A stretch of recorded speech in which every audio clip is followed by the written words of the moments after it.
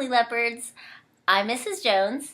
And I'm Aiden Jones. And we're going to be reading a part from the one and only Ivan, pages 32 to 47. And we're going to take turns reading page. I'm going to read a page and then Aiden's going to read a page. I hope you enjoy. A plan. It's been 2 days since anyone's come to visit. Mac is in a bad mood. He says we are losing money hand over fist. He says he is going to sell the whole lot of us. When Thelma, a blue and yellow macaw, demands, "Kiss me, big boy," for the third time in 10 minutes, Mac throws a soda can at her. Thelma's wings are clipped so that she can't fly, but she can hop. She leaps aside just in the nick of time. "Pucker up," she says with a shrill whistle. Mac stomps to his office and slams the door shut. I wonder if my visitors have grown tired of me. Maybe if I learn a trick or two, it will help. Humans do seem to enjoy watching me eat. Luckily, I am always hungry. I am a gifted eater. A silverback must eat 45 pounds of food a day if he wants to stay a silverback. 45 pounds of fruit and leaves and seeds and stems and bark and vines and rotten wood. Also, I enjoy the occasional insect. I am going to try to eat more. Maybe then we'll get more visitors. Tomorrow I will eat 50 pounds of food, maybe even 55. That should make Mac happy. Bob. I explain my plan to Bob. "Ivan," he says, "trust me on this one. The problem is not your appetite." He hops onto my chest and licks my chin, checking for leftovers. Ugh. Bob is a stray, which means he does not have a permanent address.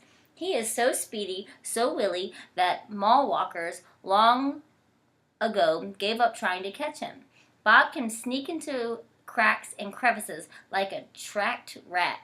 Ugh. He lives well off the ends of hot dogs he pulls from the trash. For dessert, he laps up spilled lemonade and splattered ice cream cones.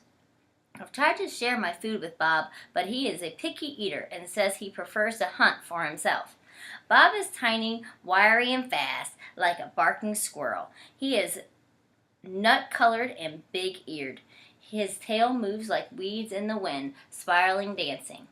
Bob's tail makes me dizzy and confused. It has meanings within meanings, like human words.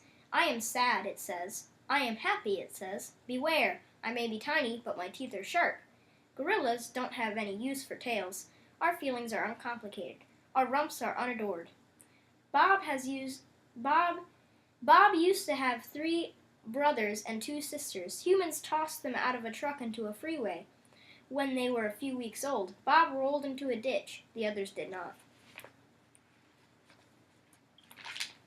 His first night on the highway, Bob slept in the icy mud of the ditch. When he woke, he was so cold that his legs would not bend for an hour. The next night, Bob slept under some dirty hay near the Big Top Mall garbage bins. The following night, Bob found the spot in the corner of my domain where the glass is broken. I dreamed that I'd eaten a furry donut, and when I woke in the dark, I discovered a tiny puppy snoring on top of my belly. It had been so long since I'd felt the comfort of another's warmth that I wasn't sure what to do. Not that I hadn't had visitors. Mac had been in my domain, of course, and many other keepers. I'd seen my share of rats zip past, and the occasional wayward sparrow had fluttered in through a hole in my ceiling, but they never stayed long. I didn't move all night for fear of waking Bob. Wild. Once I asked Bob why he didn't want a home. Humans, I'd noticed, seemed to be irrationally fond of dogs, and I could see why a puppy wouldn't be easier to cuddle with than, say, a gorilla. Everywhere is my home, Bob answered. I am a wild beast, my friend, untamed and undaunted. I told Bob he could work in the shows like Snickers, the poodle who rides Stella. Bob says Snickers sleeps on a pink pillow in Mac's office. He said she eats foul-smelling meat from a can. He made a face, his lips curled, revealing tiny needles of teeth. Poodles, he said, are parasites.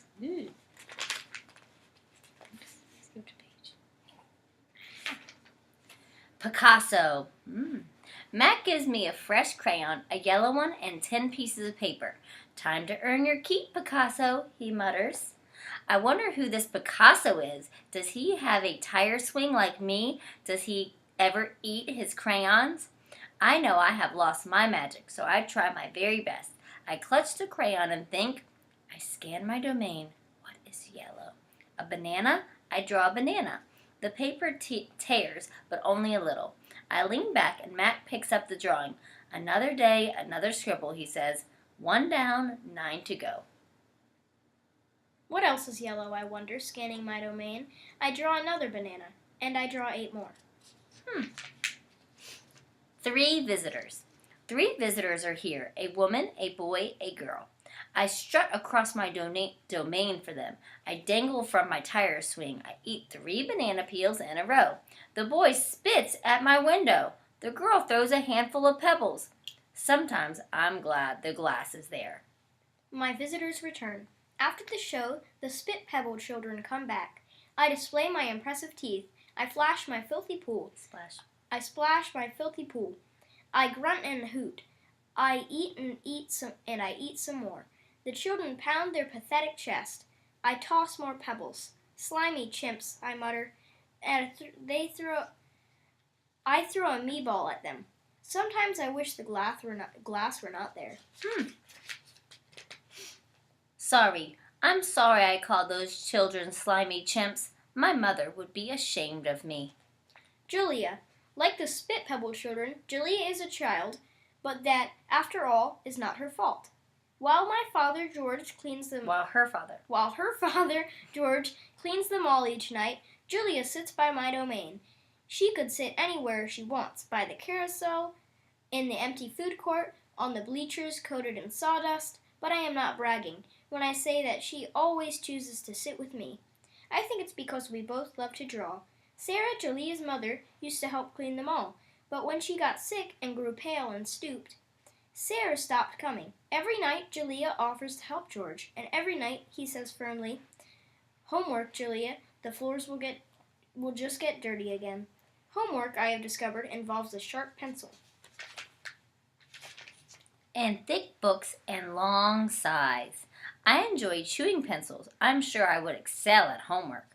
Sometimes Julia dozes off, and sometimes she reads her books, but mostly she draws pictures and talks about her day. I don't know why people talk to me, but they often do. Perhaps it's because they think I can't understand them, or perhaps it's because I can't talk back.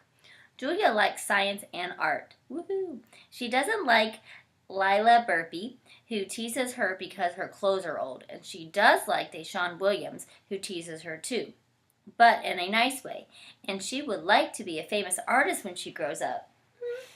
Sometimes Julia draws me. I am an elegant fellow in her pictures, with my silver back gleaming like moon on moss. I never look angry, the way I do on fading billboard by the highway. I always look a bit sad, though. I love Julia's pictures of Bob. She draws him flying across the page, a blur of feet and fur. She draws him motionless, peeking out from behind a trash can, or the soft hill of my belly. Sometimes in her drawings, Julia gives Bob wings or a lion's mane. Once she gave him a tortoise shell, but the best thing she ever gave him wasn't a drawing. Julia gave Bob his name. For a long time, no one knew what to call Bob. Now and then a mall walker would try to approach him with a tidbit. "Here, doggy," they'd call him, holding out a French fry. "Come on, Pooch," they'd say. "How about a little piece of a sandwich?" But he would always vanish into the shadow before anyone could get too close. One afternoon, Julia decided to draw the little dog curled up in a corner of my domain. First, she watched him for a long time, chewing on her thumbnail. I could tell she was looking at him the way an artist looks at the world when she's trying to understand it. Finally, she grabbed her pencil and set to work. When she was finished, she held up the page. There he was, the tiny big-eared dog. He was smart and cunning, but his gaze was wistful. Under the picture were 3 bold, confident marks, circled in black. I was pretty certain it was a word, even though I couldn't read it. Julia's father peered over her shoulder. "That's him exactly," he said, nodding. He pointed to the circle marks. I didn't realize his name was Bob, he said. Me either, said Julia. She smiled. I had to draw him first. Oh, we're all done. We love this book. We hope you enjoyed us reading. Do you want to say anything else? I hope you enjoyed us reading too. Have a great day. Mm. Bye, Langley Leopards.